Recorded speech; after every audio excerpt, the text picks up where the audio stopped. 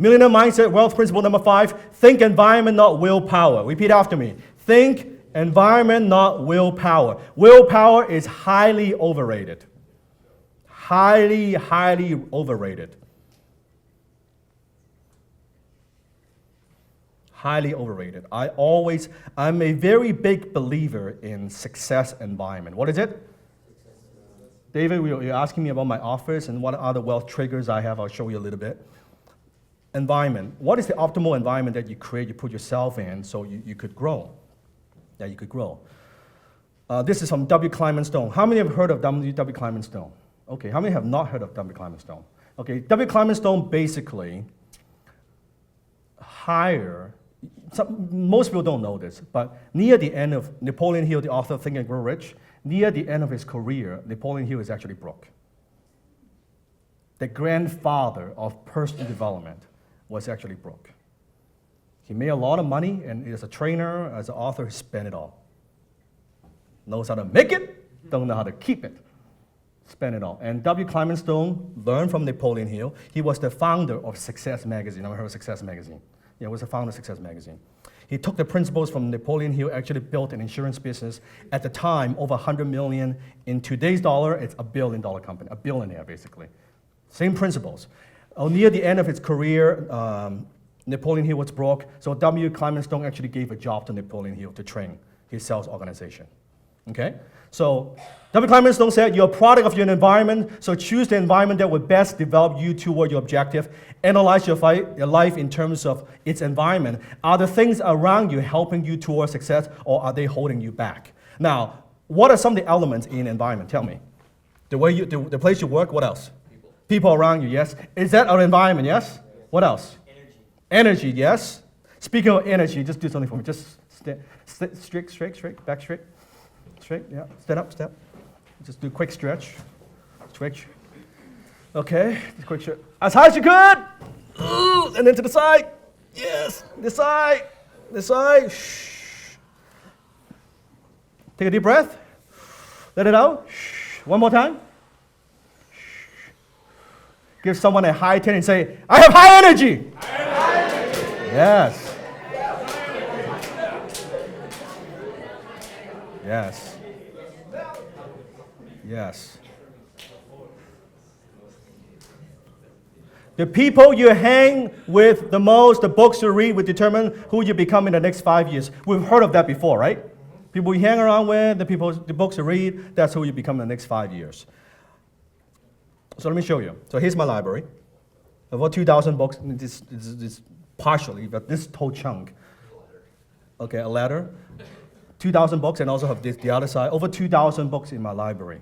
I always say, Jim Rohn said it, and I kind of stole it, but give Jim Rohn the credit. Rich people have big libraries, and poor people have big TV. And my conclusion comes to, guess what? When you have a big library, you could also have a big TV. Because I got a pretty big TV, and it's kind of cool. But books. How many books do you read a year? How many books do you read a week? How many books do you read every quarter?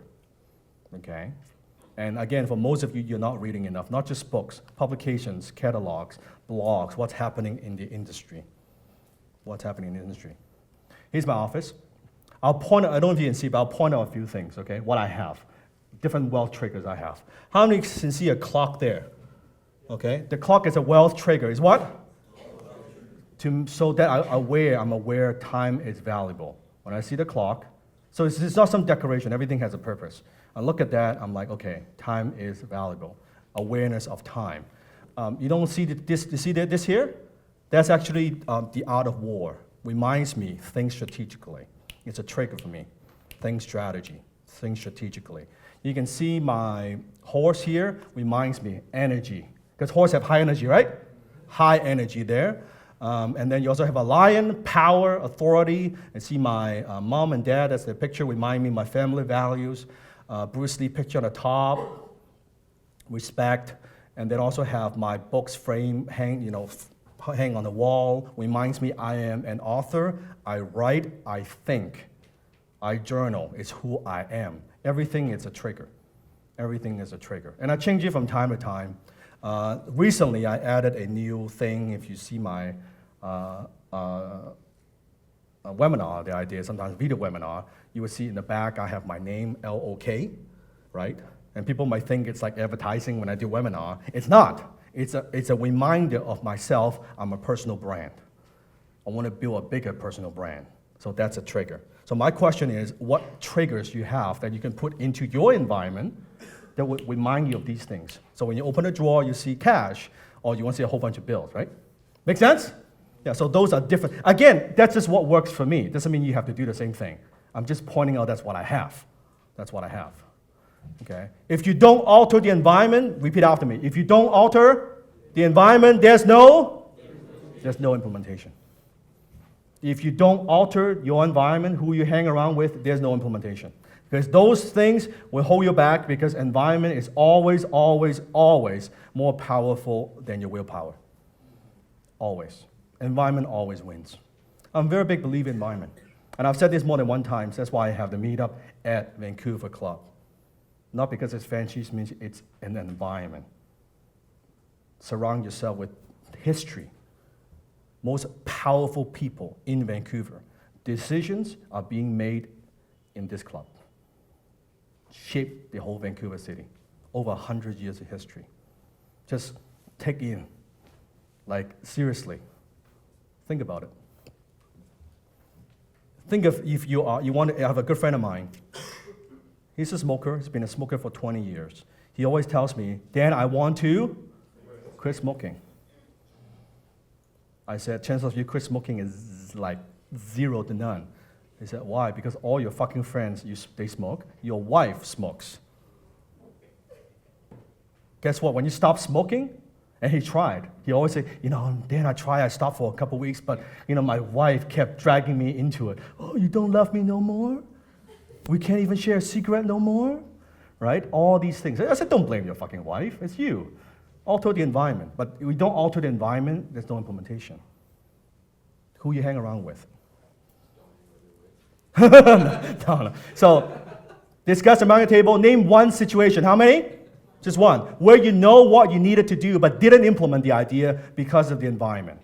Okay? And how can you put yourself in an optimal environment for maximum performance? Let's take 2 minutes and discuss around the table. Go!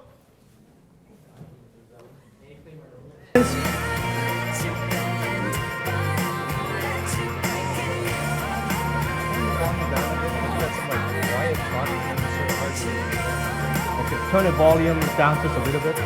Just a little bit.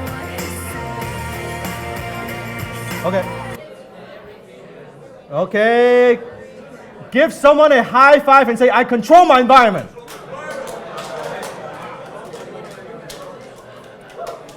Okay. Any questions so far? Any questions? Any questions? Yes, Joe? Yeah. So Dan, for that long list of things that you have going on Yeah. all at one time, Yeah. you have end dates on all of those? Yeah. Nothing gets done without a deadline. Write this down. Nothing gets done without a deadline. And when you I also do what I call time blocking with myself. So I would set certain time with myself and say this example. I think I have an example coming up. It's a certain time I'm going to think. I block out that time, and there's an end time. Do not start something when there's no end time, because it always drags on and on and on and on. You think this, like copy, right? Stephen, you're going to write this copy? I'm just going to write until it's finished. Bad idea. Because you're not training your brain to finish things on time, right? So you think, well, I'm going to write this email. I'll give that 45 minutes. And you train your brain to finish it in 45 minutes. Okay? Time blocking. 10 times your finances, 10 times your business, 10 times your marketing, 10 times your life. Hit the subscribe button now.